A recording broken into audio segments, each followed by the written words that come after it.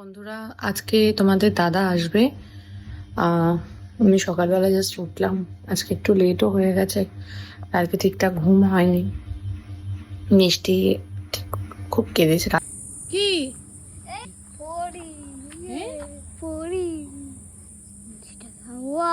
দেখি দেখি দেখি, ছেড়ে দাও না, ছেড়ে দাও বাবা। মিষ্টি হওয়ার পর থেকে আদিকে একদম টাইম দিতে পারি না।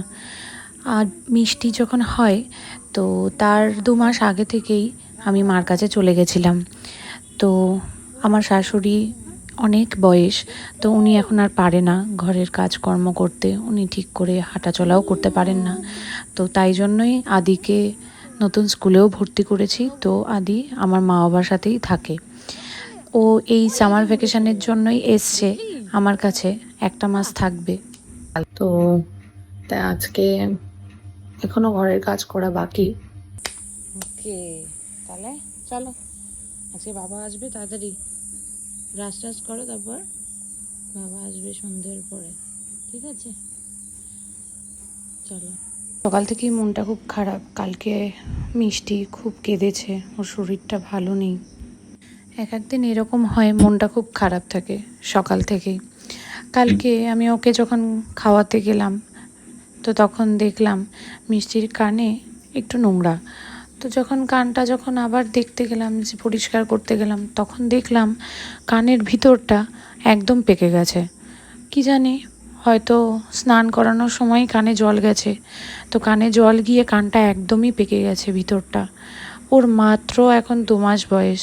আমার এত খারাপ লাগছিল, আমি ওর বাবাকে যখন বলছিলাম একদম কান্নায় পুরো ভেঙে পড়েছিলাম। আদি হওয়ার সময়ও ছোট ছোট ব্যাপার নিয়ে খুব খারাপ লাগতো, খুব কষ্ট পেতাম, এখনও তাই। আদির যখন জ্বর হয় তখন জ্বর প্রায় 102, 3, 4 জ্বরও উঠেছে।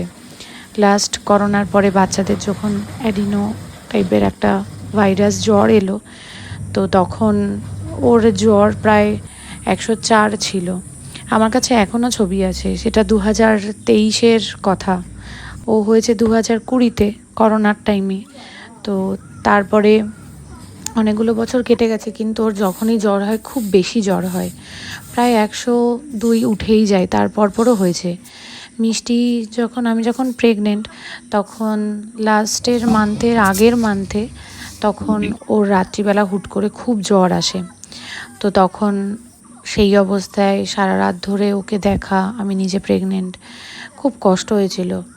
তখনও ওকে এরকম স্নান করাতে হয়, গা মোছাতে হয়। তো ওর এরকম একটা সময় এমন হয়েছিল, চোখ উল্টে পড়ে গেছিল, এত জ্বর হয়েছিল, তখনও একদমই ছোট।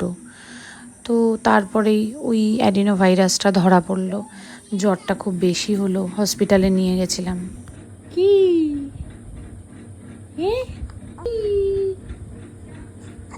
দেখো বাবু একেবারে বড় হয়ে গেছে, ওকে দেখলে মনে হয় ও অনেক বড় হয়ে গেছে। বাচ্চারা এইভাবেই তাড়াতাড়ি বড় হয়ে যায় ধীরে ধীরে দেখতে দেখতে।